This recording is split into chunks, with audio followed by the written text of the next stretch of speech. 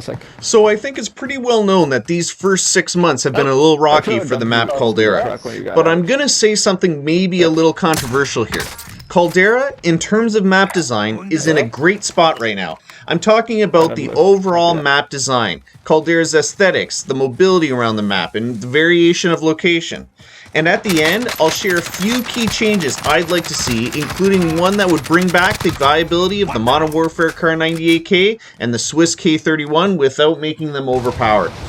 Hey folks, Rodman here with a friendly hello and a big thanks for stopping by the channel. If you liked the video, please drop a like and hit that subscribe button.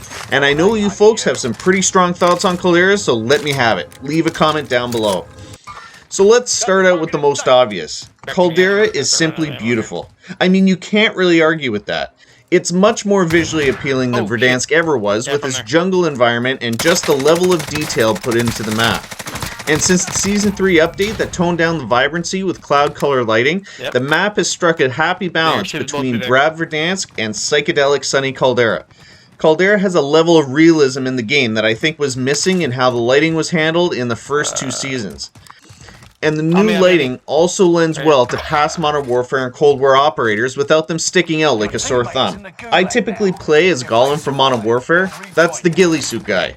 And before the lighting changes of Season 3, the greens on the ghillie suit didn't quite match up with the greens found on Caldera. It just looked out of place. And I have to say, mobility around Caldera is much better than we ever saw in Verdansk. The balloon system was a godsend and hard to envision Caldera right now without them. Imagine downtown Verdansk at the outset of Warzone, without the rappel lines on the tall buildings or ladders to the roofs of some of the low-rise buildings. Yeah, remember, that was a thing, right? We can literally traverse the entire map of Caldera fairly quickly right now, and quietly, while sprinkling around new conflict points to generate gunfight. We never had that in Verdansk. And then on top of this, there were many quality of life map improvements that were subtle, but man were they ever helpful. I'm not talking about the added points of interest, as good as they are, but more the smaller things. Think of the adjustments on the ridge just north of Capital, or the walkways added to the ridges just south of the barracks and arsenal. Think of the changes made to Lagoon around the lighthouse, or the added ridgeways to the southwest of Mines. These changes make Caldera finally feel like a finished map, something that Verdansk arguably had 2 years to complete. We've had Caldera for 6 months. If I've had one criticism about the map design, it's been the purposeful lack of map content that was painfully obvious in the first 2 seasons. I remember early on the devs saying that they built Caldera in such a way that was always destined to expand way more than what Verdansk was designed to. Which is fine.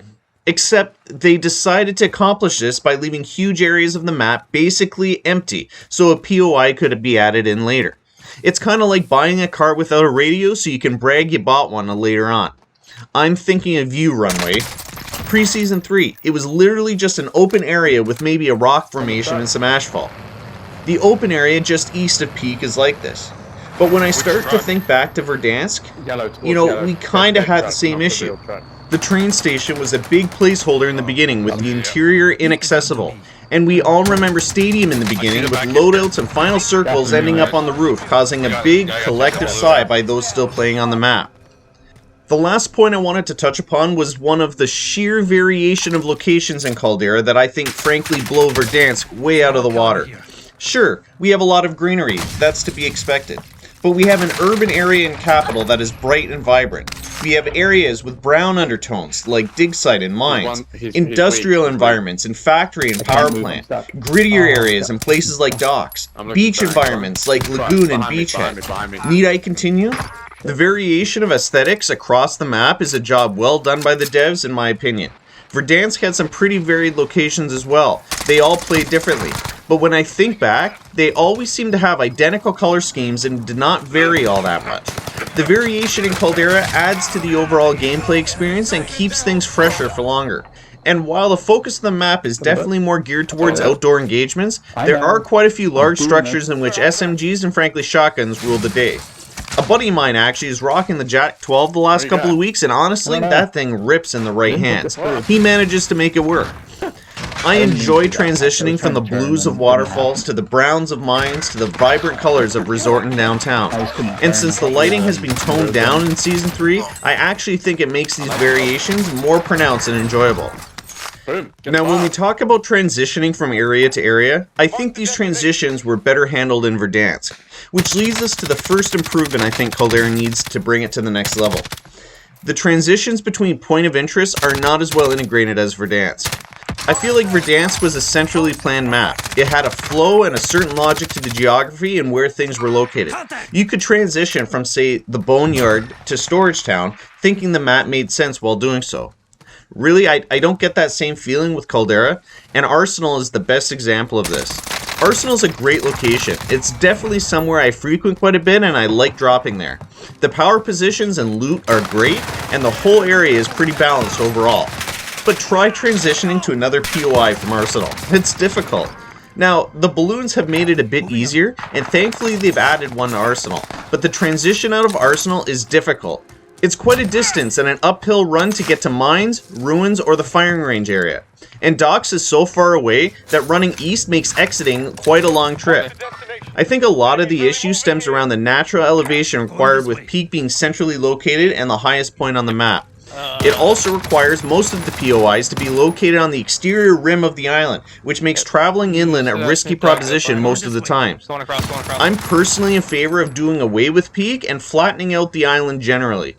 To balance out the elevation across the island, I think would do much to solve this issue while still allowing for varied elevation within the points of interest. The overall flow to the game would improve and make the map feel bigger. How many times have you played a match where only a third of the island was encircled due to a skewed first circle favoring out-of-bounds water and Peak? At least without a giant Peak, this issue wouldn't be as big. Now, I remember rumors out there that Peak would in fact be demolished by Kong to improve things in this regard, but I couldn't put my finger on where I saw that. We'll have to see if this pans out in the coming weeks. The other major change I'd make to Caldera is actually with Capital. I'd build it up to be more vertical and more dense along the lines of what we saw with downtown Verdansk. I think there were definitely those that enjoyed the more urban warfare of Verdansk, and there's no reason why that playstyle can't be accommodated with high rises and dense urban warfare in the point of interest capital. It also allows a place where the Swiss and MW Car 98 could dominate without spilling over and being overpowered elsewhere in the map. I think this would entice some old school Verdansk folks that were turned off by Caldera to give it another shot. And lastly, and I said I wouldn't talk about this, fix those texture glitches. I know there are a bunch of technical issues with Warzone right now and the devs have called the game bloated. But come on man, like those texture glitches literally are game breaking. As is the audio connection issues where I can't hear everyone on my squad. These are core elements that are beyond annoyances and actually affect the ability to play the game effectively. What do you think of Caldera right now? Is this an underrated map, or does Verdansk still take the crown? Let me know in the comments below. So that pretty much wraps up what I wanted to say on this. I hope it generates some discussion and gives Caldera its dues. It's not a perfect map by any means, but I do think it's in a place that can be looked at quite favorably. That's not to say it can't be improved, but as with any game, there are tweaks along the way to keep it relevant and change with the times. So thanks for stopping by the channel, and please hit that like and subscribe button if you've liked the video. With that, Rodman out. Cheers.